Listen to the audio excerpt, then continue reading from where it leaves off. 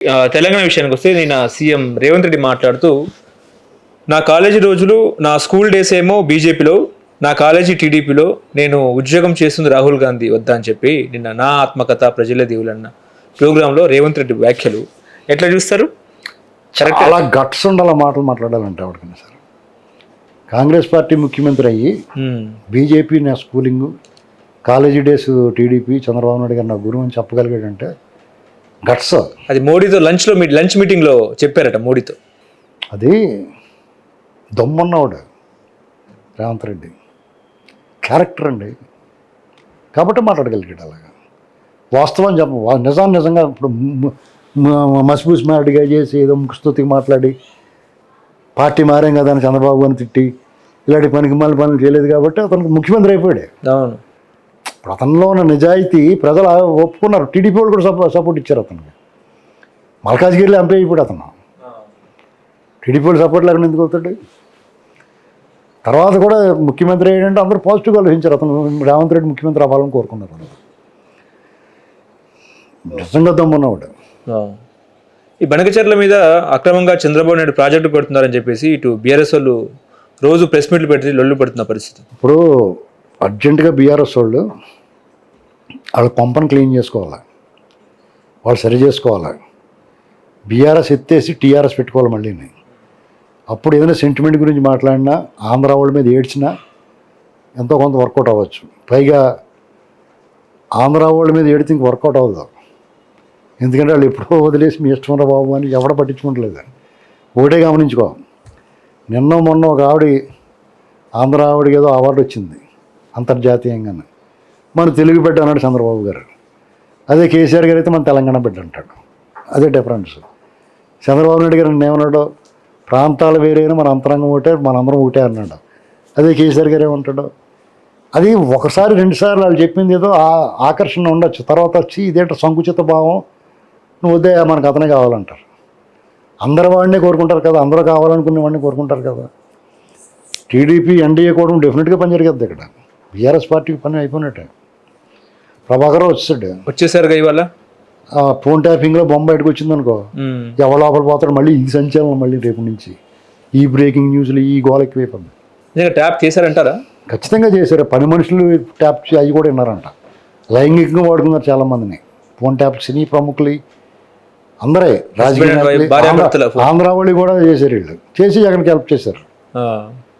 ఆ బ్లాక్మెయిల్ చేయటం, డబ్బులు తీసుకోవడం, చాలా దుర్మార్గాలు చేశారు. వాళ్ళు దొరికారు చాలామంది. చెప్పేశారు కదా, కొన్ని ధ్వంసం చేయడానికి ట్రై చేశాడు. ఇది పెద్ద కేసండి. ఆంధ్రాలో జరిగిందంటారా? ఏపీలో ఫోన్ ట్యాపింగ్ ఆంధ్ర వాళ్ళకి కూడా వీళ్ళు చేసి పెట్టి వాళ్ళకి చెప్పారు. వాళ్ళందరూ ఇక్కడ చచ్చిపోరు కదా ఎక్కువ. ఆంధ్ర నాయకులందరూ ఇక్కడ ఉంటారు కదా హైదరాబాద్లో. ప్రతి ఊడికి ఒక ఇల్లు ఉంది. ఆ ఉత్తరాంధ్ర, తూర్పుగోదావరి అవతల వాళ్ళకి ఎవరికి ఉండదు. కానీ ఇక్కడ రాయలసీమ వాళ్ళకి, కృష్ణా, గుంటూరు వాళ్ళు, ప్రకాశం వాళ్ళు అందరికీ ఇక్కడే ఉంటాయి ఇల్లు. మా కావాలన్నీ ఇక్కడే ఉంటారు. కాళేశ్వరంలో కూడా ఇవాళ జస్టిస్ పీసీ ఘోష్ కమిషన్ నేతృత్వంలో హరీష్ రావు విచారణకు హాజరైనారు. రేపు కేసీఆర్ వెళ్ళే అవకాశం ఉంది. గోల్మాల్ జరిగిందంటారా? ఏమండి, నిప్పులేందే పొగరాదంటారు కదా. నేనైతే ఆయన మంచి ఉద్దేశంతో కట్టాడు. ఆ కాంట్రాక్ట్లు అయ్యి అన్నప్పుడు కొంత డెఫినెట్గా హామీలు ఉంటే తినేస్తారు. క్వాలిటీగా నాణ్యత లేకుండా కడతాం వచ్చింది ముప్పు, ఇబ్బంది.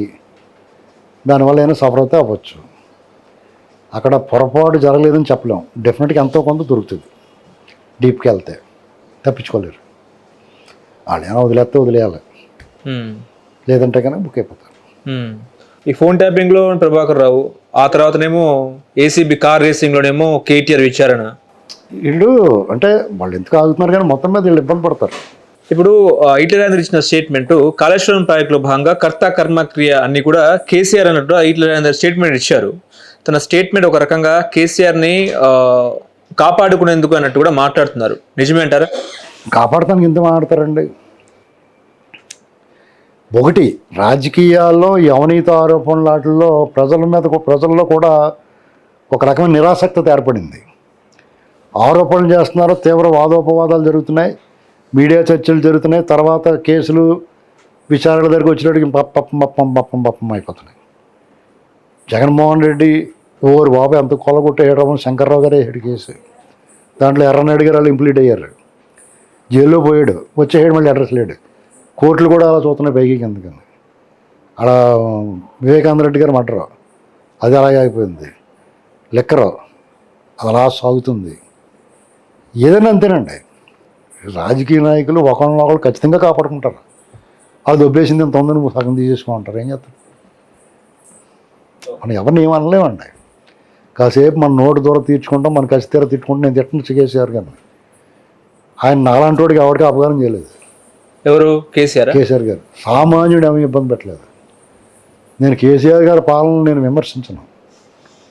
సామాన్యుడిని ఆయన బాగానే చూసుకున్నాడు.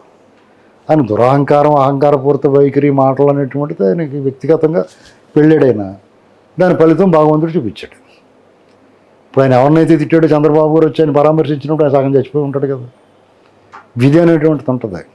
శరఫకురా చెడేమంటారు, అనకురా అనిపించుకుంటామంటారు. వాళ్ళు ఏమనకుండానే ఈయన మాటలు పడుతున్నాడు. ఎంత అవమానం కేసీఆర్ గారికి. వాళ్ళ కుటుంబంలో కలతలో, గొడవలో, రభస ఇవన్నీ అవసరమా?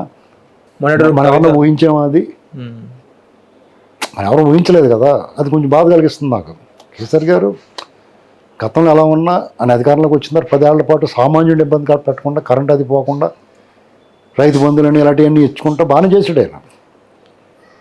ఏదో కొన్ని పొరపాట్లు చేసి ఉండొచ్చు, కొంతమంది రాజకీయ నాయకులు ఇబ్బంది పెట్టి ఉండొచ్చు, ఓవరాల్గా కొన్ని ప్రాంతాల మీద విషం కక్కి ఉండొచ్చు. అవన్నీ దెబ్బతీసినాయి. ఇప్పుడు మనల్ని బాగానే చూసుకున్నాడంటే ఊరుకుంటారా?